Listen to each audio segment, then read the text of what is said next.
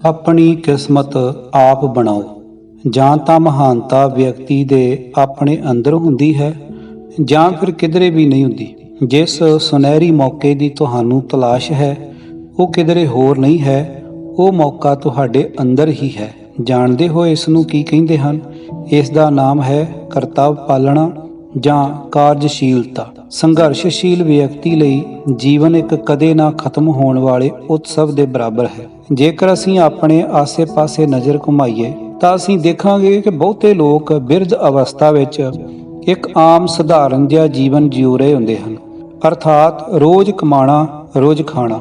ਜੇਕਰ ਕੋਈ ਉਹਨਾਂ ਤੋਂ ਪੁੱਛੇ ਤਾਂ ਉਹਨਾਂ ਦਾ ਇੱਕੋ ਉੱਤਰ ਹੁੰਦਾ ਹੈ ਕਿ ਸਾਨੂੰ ਕਦੀ ਮੌਕਾ ਹੀ ਨਹੀਂ ਮਿਲਿਆ ਤਰੱਕੀ ਕਰਨ ਦਾ, ਜਾਂ ਸਾਡੀ ਕਿਸਮਤ ਹੀ ਖਰਾਬ ਰਹੀ ਹੈ, ਜਾਂ ਹਾਲਾਤ ਸਾਡੇ ਵਿਰੁੱਧ ਰਹੇ, ਜਾਂ ਸਿੱਖਿਅਤ ਨਾ ਹੋਣ ਕਾਰਨ ਅਸੀਂ ਪਛੜ ਗਏ।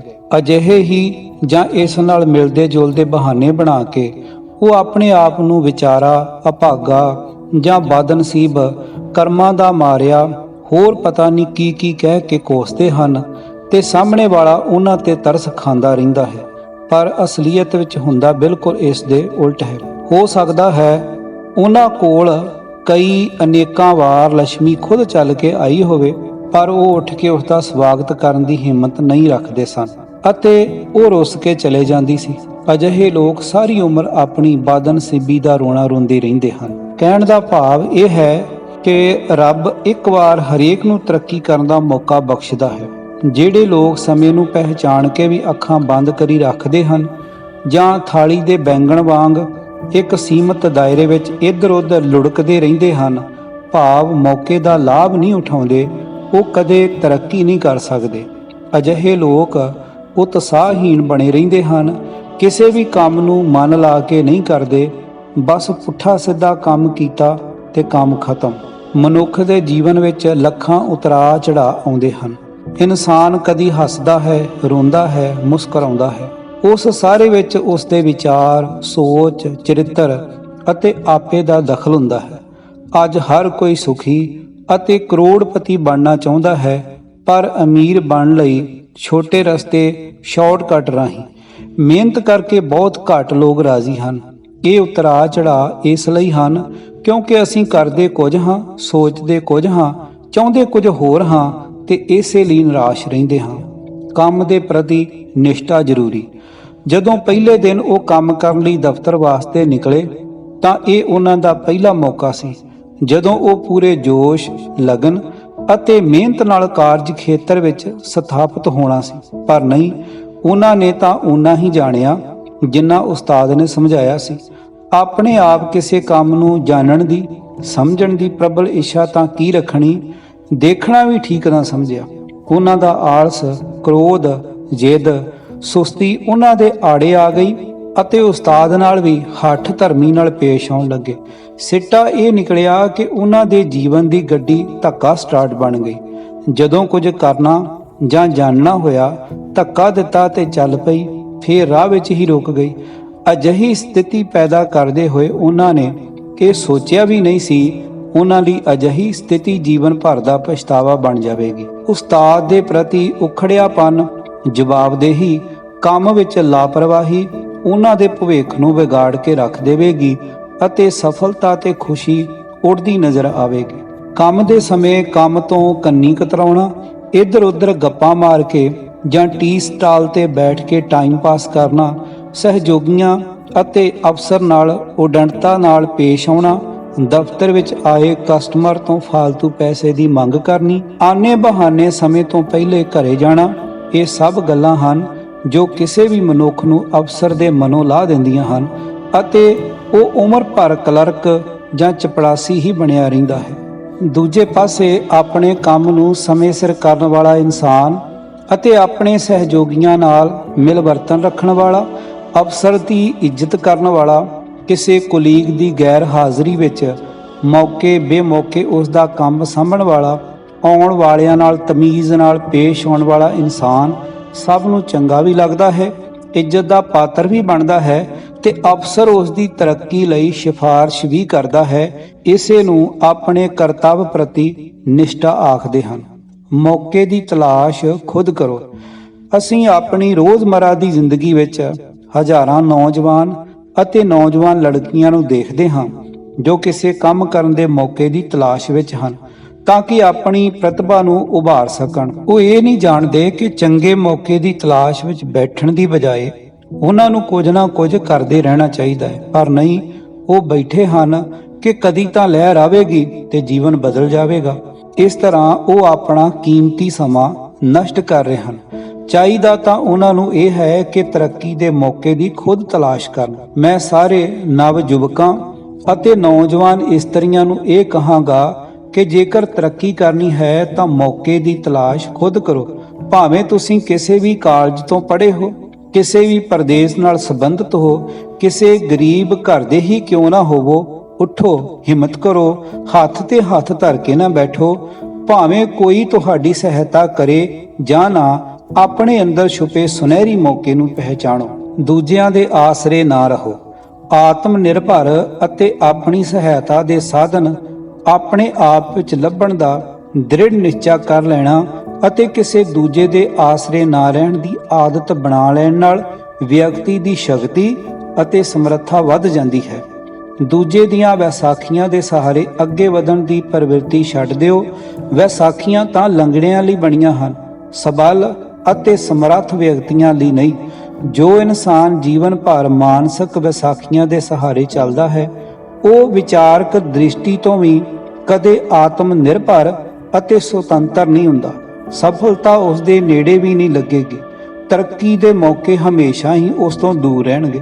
ਦੂਜੇ ਜੇਕਰ ਤੁਹਾਡੀ ਸਹਾਇਤਾ ਕਰਦੇ ਹਨ ਤਾਂ ਇਹ ਸੋਚ ਕੇ ਕਿ ਤੁਸੀਂ ਕੀ ਹੋ ਤੇ ਉਹਨਾਂ ਲਈ ਤੁਸੀਂ ਕੀ ਕਰ ਸਕਦੇ ਹੋ। ਹੈਨਰੀ ਵਾਰਡ ਬੀਚਰ ਦਾ ਵਿਚਾਰ ਹੈ, ਮਹੱਤਵ ਇਸ ਗੱਲ ਦਾ ਨਹੀਂ ਹੈ ਕਿ ਮਨੁੱਖ ਨੂੰ ਕੀ ਮਿਲਦਾ ਹੈ, ਮਹੱਤਵ ਇਸ ਗੱਲ ਦਾ ਹੈ ਕਿ ਉਹ ਕੀ ਹੈ, ਕਿਸ ਤਰ੍ਹਾਂ ਸੋਚਦਾ ਹੈ। ਇਸ ਦਾ ਵੀ ਕੋਈ ਮਹੱਤਵ ਨਹੀਂ ਹੈ ਕਿ ਸੰਜੋਗਵਸ਼ ਤੁਸੀਂ ਕਿਸੇ ਅਮੀਰ ਘਰ ਵਿੱਚ ਪੈਦਾ ਹੋਏ ਹੋ ਜਾਂ ਕਿਸੇ ਨੇ ਤੁਹਾਨੂੰ ਉੱਚਾ ਚੁੱਕਣ ਲਈ ਪ੍ਰੇਰਿਆ ਜਾਂ ਰਿਸ਼ਵਤ ਜਾਂ ਸਿਫਾਰਿਸ਼ ਨਾਲ ਤੁਸੀਂ ਉੱਚ ਕੁਰਸੀ ਤੇ ਬਿਰਾਜਮਾਨ ਹੋ ਗਏ ਹੋ। ਮਹੱਤਵ ਇਸ ਗੱਲ ਦਾ ਹੈ ਕਿ ਤੁਸੀਂ ਉਸ ਕੁਰਸੀ ਤੇ ਕਿੰਨੀ ਦੇਰ ਟਿਕੇ ਰਹੋਗੇ। ਯਾਦ ਰੱਖੋ, ਸਖਤ ਘਾਲਣ ਵਾਲੇ, ਆਪਣਾ ਰਸਤਾ ਆਪ ਚੁਣਨ ਵਾਲੇ, ਸੁਤੰਤਰ ਵਿਚਾਰਾਂ ਵਾਲੇ ਜੋ ਬਿਨਾਂ ਕਿਸੇ ਸਹਾਰੇ ਦੇ ਅੱਗੇ ਵਧਣ, ਹਮੇਸ਼ਾ ਸਫਲਤਾ ਦੀ ਟੀਸੀ ਤੇ ਪਹੁੰਚਦੇ ਹਨ। ਕਾਮਯਾਬੀ ਦਾ ਕੋਈ ਵੀ ਦਰਵਾਜ਼ਾ ਖੁੱਲਾ ਖੁਲਾਇਆ ਨਹੀਂ ਮਿਲਦਾ, ਉਸ ਨੂੰ ਤਾਂ ਮਿਹਨਤ ਦੀ ਚਾਬੀ ਨਾਲ ਖੋਲ੍ਹਣਾ ਪੈਂਦਾ ਹੈ ਅਤੇ ਇਸ ਉਪਰੰਤ ਉਹ ਚਾਬੀ ਗਵਾਚ ਜਾਂਦੀ ਹੈ ਕਿਉਂਕਿ ਦੂਜਾ ਕੋਈ ਹੋਰ ਇਸ ਵਿੱਚ ਪ੍ਰਵੇਸ਼ ਨਹੀਂ ਕਰ ਸਕਦਾ। ਇਥੋਂ ਤੱਕ ਕਿ ਉਸ ਦੀ ਸੰਤਾਨ ਵੀ ਇਸ ਅੰਦਰ ਦਾਖਲ ਨਹੀਂ ਹੋ ਸਕਦੀ।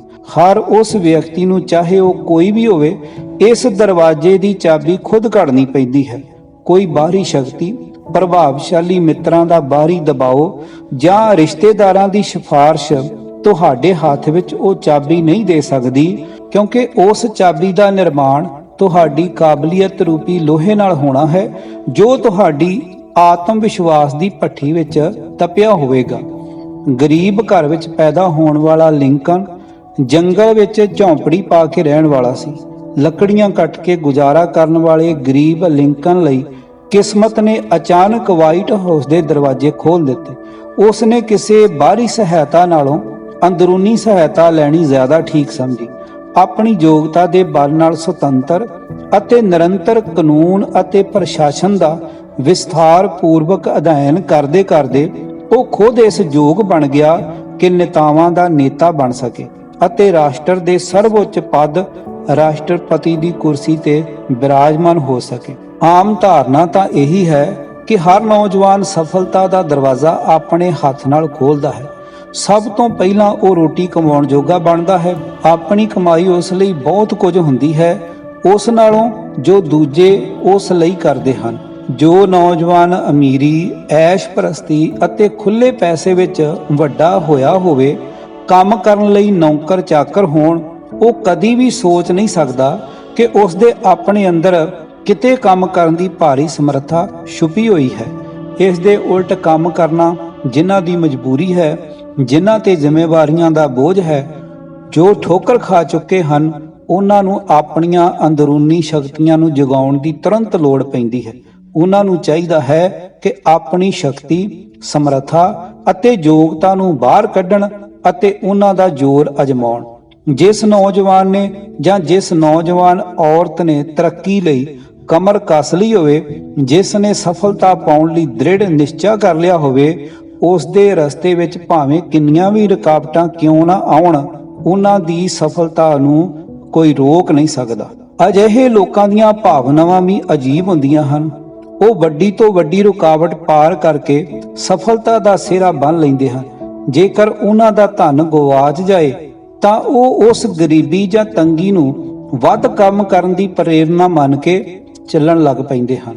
ਮਿਹਨਤੀ ਅਤੇ ਯੋਗ ਇਨਸਾਨ ਜੰਗਲ ਵਿੱਚ ਵੀ ਰਹਿੰਦਾ ਹੋਵੇ ਤਾਂ ਜੰਗਲ ਦੀਆਂ ਜੜੀਆਂ ਬੂਟੀਆਂ ਤੋਂ ਵੀ ਪ੍ਰੇਰਨਾ ਲਵੇਗਾ। ਜੇਕਰ ਤੁਹਾਡੀ ਰਚਨਾ ਉਸ ਫੌਲਾਦ ਤੋਂ ਹੋਈ ਹੈ ਜਿਸ ਨੂੰ ਜੰਗ ਨਹੀਂ ਲੱਗਦਾ, ਜੇਕਰ ਤੁਸੀਂ ਹਾਰਨਾ ਨਹੀਂ ਸਿੱਖਿਆ, ਤਾਂ ਭਾਵੇਂ ਕਿਸੇ ਝੌਂਪੜੀ ਵਿੱਚ ਪੈਦਾ ਹੋਏ ਹੋ ਜਾਂ ਕਿਸੇ ਮਹਿਲ ਵਿੱਚ, ਤੁਸੀਂ ਜਿਵੇਂ ਚਾਹੁੰਦੇ ਹੋ ਉਹੋ ਜਿਹਾ ਮੌਕਾ ਪ੍ਰਾਪਤ ਕਰਕੇ ਹੀ ਰਹੋਗੇ। ਕਿਸਮਤ ਦੇ ਚਮਕਣ ਦੀ ਉਡੀਕ ਵਿੱਚ ਬੈਠੋਗੇ ਨਹੀਂ। ਤਰੱਕੀ ਦਾ ਆਧਾਰ।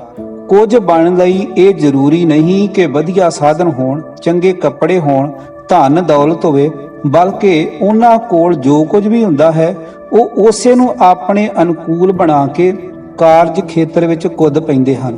ਉਹ ਮਨੁੱਖ ਜਿਨ੍ਹਾਂ ਨੇ ਮਹਾਨ ਕਾਰਜ ਕੀਤੇ, ਉਹ ਕਦੇ ਵੀ ਕਿਸੇ ਔਜ਼ਾਰ ਜਾਂ ਹਥਿਆਰ ਦੇ ਮੁਹਤਾਜ ਨਹੀਂ ਰਹੇ। ਅੱਜ ਵੀ ਅਨੇਕਾਂ ਲੋਕ ਹਨ ਜੋ ਮਹਾਨ ਕੰਮ ਕਰ ਰਹੇ ਹਨ। ਉਹ ਨਹੀਂ ਚਾਹੁੰਦੇ ਕਿ ਕੋਈ ਉਹਨਾਂ ਦੇ ਇਸ ਕੰਮ ਵਿੱਚ ਸਹਾਇਤਾ ਕਰੇ ਜਾਂ ਕੋਈ ਉਹਨਾਂ ਦੇ ਰਸਤੇ ਦੀਆਂ ਰੁਕਾਵਟਾਂ ਨੂੰ ਦੂਰ ਕਰਕੇ ਦੇਵੇ। ਉਹ ਕਿਸੇ ਦੀ ਦਇਆ ਵੀ ਨਹੀਂ ਚਾਹੁੰਦੇ ਹਨ। ਉਹਨਾਂ ਕੋਲ ਜੋ ਵੀ ਹਥਿਆਰ, ਯੋਜਨਾ, ਕਾਰਜ ਸ਼ਕਤੀ ਸੀ, ਉਹ ਉਸੇ ਨਾਲ ਹੀ ਕਰਮ ਯੁੱਧ ਵਿੱਚ ਕੁੱਦ ਪਏ। ਕੁਦਰਤ ਦਾ ਇੱਕ ਨਿਯਮ ਹੈ, ਜੋ ਵੀ ਆਪਣਾ ਕੰਮ ਦ੍ਰਿੜ ਸੰਕਲਪ ਕਰਕੇ ਕਰਦਾ ਹੈ, ਉਸ ਦਾ ਯਤਨ ਕਦੇ ਖਾਲੀ ਨਹੀਂ ਜਾਂਦਾ, ਭਾਵ ਫਲ ਜ਼ਰੂਰ ਮਿਲਦਾ ਹੈ। ਸੀਮਤ ਸਾਧਨਾ ਦੁਆਰਾ ਉન્નਤੀ। ਪ੍ਰਸਿੱਧ ਵਿਗਿਆਨੀ ਮਾਈਕਲ ਫੈਰਾਡੇ ਜਦੋਂ ਅਤਾਰ ਨਾਮਕ ਵਿਗਿਆਨਕ ਕੋਲ ਕੰਮ ਸਿੱਖਦਾ ਸੀ ਤਾਂ ਉਸਨੇ ਮਨ ਵਿੱਚ ਕਦੇ ਵੀ ਨਹੀਂ ਸੋਚਿਆ ਸੀ ਕਿ ਕਾਸ਼ ਮੇਰੇ ਕੋਲ ਵੀ ਸਾਰੇ ਸਾਧਨ ਹੁੰਦੇ, ਆਪਣੀ ਪ੍ਰਯੋਗਸ਼ਾਲਾ ਹੁੰਦੀ, ਤਾਂ ਮੈਂ ਕਿੰਨੇ ਹੈਰਾਨੀਜਨਕ ਕੰਮ ਕਰ ਵਿਖਾਉਂਦਾ। ਅਜਿਹਾ ਉਸਨੇ ਕਦੇ ਸੋਚਿਆ ਵੀ ਨਹੀਂ ਸੀ। ਫੈਰਾਡੇ ਉਹਨਾਂ ਵਿੱਚੋਂ ਸੀ ਜਿਸ ਨੇ ਉਬੜ ਖਾਬੜ ਔਜ਼ਾਰਾਂ ਦੁਆਰਾ ਹੀ ਅਨੇਕਾਂ ਪ੍ਰਯੋਗ ਕੀਤੇ ਅਤੇ ਉન્નਤੀ ਦੇ ਰਸਤੇ ਤੇ ਤੇਜ਼ੀ ਗਤੀ ਨਾਲ ਅੱਗੇ ਵਧ ਗਿਆ। ਇੰਨਾ ਤੇਜ਼ ਕਿ ਉਸਤਾਦ ਵੀ ਹੈਰਾਨ ਰਹਿ ਗਿਆ। ਜੇਕਰ ਫੈਰਾਡੇ ਵਧੀਆ ਪ੍ਰਯੋਗਸ਼ਾਲਾ ਦਾ ਇੰਤਜ਼ਾਰ ਕਰਦਾ ਰਹਿੰਦਾ ਤਾਂ ਉਮਰ ਭਰ ਬੈਠਾ ਰਹਿਣਾ ਸੀ, ਭਾਵ ਕੁਝ ਵੀ ਨਹੀਂ ਸੀ ਕਰ ਸਕਣਾ। ਜਦੋਂ ਕਿਸੇ ਨੇ ਉਸ ਦੇ ਉਸਤਾਦ ਤੋਂ ਪੁੱਛਿਆ ਕਿ ਤੁਹਾਡੀ ਸਭ ਤੋਂ ਉੱਤਮ ਖੋਜ ਕੀ ਹੈ, ਤਾਂ ਉਸ ਦਾ ਉੱਤਰ ਸੀ ਮਾਈਕਲ ਫੈਰਾਡੇ। ਇੱਕ ਹੋਰ ਮਾਈਕਲ ਸੀ, ਮਾਈਕਲ ਐਂਜਲੋ, ਜਿਸ ਨੇ ਸੰਗਮਰਮਰ ਦੇ ਉਸ ਟੁਕੜੇ ਨਾਲ ਜੋ ਕਿ ਉਸ ਦੇ ਦੋਸਤਾਂ ਨੇ ਬੇਕਾਰ ਕਰਕੇ ਸੁੱਟ ਦਿੱਤੇ ਸਨ, ਡੇਵਿਡ ਦੀ ਹੈਰਾਨੀਜਨਕ ਮੂਰਤੀ ਤਿਆਰ ਕਰ ਦਿੱਤੀ ਜੋ ਉਸ ਦੀ ਸਫਲ ਕਲਾਕ੍ਰਿਤੀ ਸੀ। ਇਲਹੂ ਬ੍ਰਿਟ ਗਰੀਬ ਲੋਹਾਰ ਬਾਲਕ ਨੇ ਇਸ ਗੱਲ ਦਾ ਇੰਤਜ਼ਾਰ ਨਹੀਂ ਕੀਤਾ ਕਿ ਜਦੋਂ ਤੱਕ ਉਹ ਵਿਦੇਸ਼ ਜਾ ਕੇ ਸਿੱਖਿਆ ਪ੍ਰਾਪਤ ਨਹੀਂ ਕਰਦਾ ਉਦੋਂ ਤੱਕ ਕੁਝ ਨਹੀਂ ਕਰੇਗਾ। ਉਸ ਨੂੰ ਕਿਸੇ ਟਿਊਸ਼ਨ ਦੀ ਵੀ ਲੋੜ ਨਹੀਂ ਸੀ, ਕਿਉਂਕਿ ਉਹ ਕੁਝ ਬਣ ਕੇ ਇੱਕ ਨਵਾਂ ਇਤਿਹਾਸ ਰਚਣਾ ਚਾਹੁੰਦਾ ਸੀ। ਇਸ ਲਈ ਉਸ ਨੇ ਇੱਕ ਇੱਕ ਪਲ ਦਾ ਉਚਿਤ ਉਪਯੋਗ ਕੀਤਾ ਅਤੇ ਇੱਕ ਨਹੀਂ ਅਨੇਕਾਂ ਭਾਸ਼ਾਵਾਂ ਦਾ ਵਿਦਵਾਨ ਬਣ ਗਿਆ। ਇਸੇ ਲਈ ਕਹਿੰਦੇ ਹਨ ਕਿ ਜੋ ਲੋਕ ਮੌਕਾ ਨਾ ਮਿਲਣ ਜਾਂ ਕਿਸਮਤ ਸਾਥ ਨਾ ਦੇਣ ਦੀ ਗੱਲ ਕਰਦੇ ਹਨ, ਉਹ ਆਪਣੇ ਆਪ ਨੂੰ ਅਤੇ ਦੁਨੀਆ ਨੂੰ ਦੋਵਾਂ ਨੂੰ ਧੋਖਾ ਦਿੰਦੇ ਹਨ। ਅਜਿਹੇ ਲੋਕਾਂ ਨੂੰ ਇੱਕ ਗੱਲ ਪੱਲੇ ਬੰਨ੍ਹ ਲੈਣੀ ਚਾਹੀਦੀ ਹੈ ਕਿ ਵਧੀਆ ਹਥਿਆਰ ਕਿਸੇ ਸੈਨਿਕ ਨੂੰ ਬਹਾਦਰ ਨਹੀਂ ਬਣਾ ਦਿੰਦੇ। ਵਧੀਆ ਮੌਕਾ, ਪ੍ਰਭਾਵਸ਼ਾਲੀ ਅਤੇ ਰੁਤਬੇ ਵਾਲਾ ਮਿੱਤਰ, ਵੱਧ ਪੂੰਜੀ, ਉੱਚਾ ਕੁੱਲ ਜਾਂ ਕਿਸੇ ਦੀ ਸਿਫਾਰਿਸ਼, ਇਹਨਾਂ ਸਾਰੀਆਂ ਵਿਸ਼ੇਸ਼ਤਾਵਾਂ ਵਿੱਚੋਂ ਕੋਈ ਵਿਅਕਤੀ ਮਹਾਨ ਨਹੀਂ ਬਣ ਜਾਂਦਾ। ਮਹਾਨ ਵਿਅਕਤੀ ਤਾਂ ਆਪਣੇ ਕਰਮਾਂ ਨਾਲ, ਮਿਹਨਤ ਨਾਲ ਬਣਦਾ ਹੈ। ਮਹਾਨਤਾ ਜਾਂ ਤਾਂ ਵਿਅਕਤੀ ਦੇ ਆਪਣੇ ਅੰਦਰੋਂ ਹੁੰਦੀ ਹੈ ਜਾਂ ਕਿਧਰੇ ਵੀ ਨਹੀਂ ਹੁੰਦੀ। ਜਿਸ ਸੁਨਹਿਰੀ ਮੌਕੇ ਦੀ ਤੁਹਾਨੂੰ ਤਲਾਸ਼ ਹੈ ਉਹ ਕਿਧਰੇ ਵੀ ਨਹੀਂ, ਤੁਹਾਡੇ ਆਪਣੇ ਅੰਦਰ ਹੈ। ਇਸ ਦਾ ਨਾਮ ਹੈ ਕਰਤੱਵ ਪਾਲਣਾ ਜਾਂ ਕਾਰਜਸ਼ੀਲਤਾ। ਕਰਤੱਵ ਪਾਲਣਾ ਅਤੇ ਕਾਰਜਸ਼ੀਲਤਾ ਹਰ ਮਨੁੱਖ ਦੇ ਅੰਦਰ ਹੁੰਦੀ ਹੈ, ਪਰ ਇਹ ਸੁੱਤੀ ਰਹਿੰਦੀ ਹੈ। ਜ਼ਰੂਰਤ ਹੁੰਦੀ ਹੈ ਇਸ ਨੂੰ ਜਗਾਉਣ ਦੀ। ਜੇਕਰ ਤੁਸੀਂ ਇਸ ਨੂੰ ਜਗਾਉਣ ਵਿੱਚ ਸਫਲ ਹੋ ਗਏ ਤਾਂ ਤੁਸੀਂ ਇੰਨੇ ਪ੍ਰਬਲ ਹੋ ਜਾਓਗੇ ਕਿ ਕੋਈ ਤੁਹਾਨੂੰ ਦਬਾ ਨਹੀਂ ਸਕੇਗਾ। ਪਰ ਜੇਕਰ ਇਹ ਤੁਹਾਡੇ ਵਿੱਚ ਹੈ ਕਿ ਨਹੀਂ, ਜਾਂ ਤੁਸੀਂ ਇਸ ਨੂੰ ਜਗਾ ਹੀ ਨਹੀਂ ਸਕੇ, ਤਾਂ ਦੁਨੀਆ ਦੀ ਕੋਈ ਵੀ ਤਾਕਤ ਤੁਹਾਨੂੰ ਉੱਪਰ ਨਹੀਂ ਚੁੱਕ ਸਕਦੀ ਅਤੇ ਨਾ ਹੀ ਤੁਸੀਂ ਤਰੱਕੀ ਦੇ ਰਾਹ ਤੇ ਤੁਰ ਸਕਦੇ ਹੋ। ਲੇਖਕ ਸਵੇਟ ਮਾਰਡਨ, ਆਵਾਜ਼ ਗੁਰਜੰਟ ਸਿੰਘ ਰੂਪਵਾਲੀ। ਜੇਕਰ ਤੁਹਾਨੂੰ ਵਿਚਾਰ ਚੰਗਾ ਲੱਗਾ ਹੈ ਤਾਂ ਹੋਰਨਾਂ ਨਾਲ ਵੀ ਸਾਂਝਾ ਕਰੋ।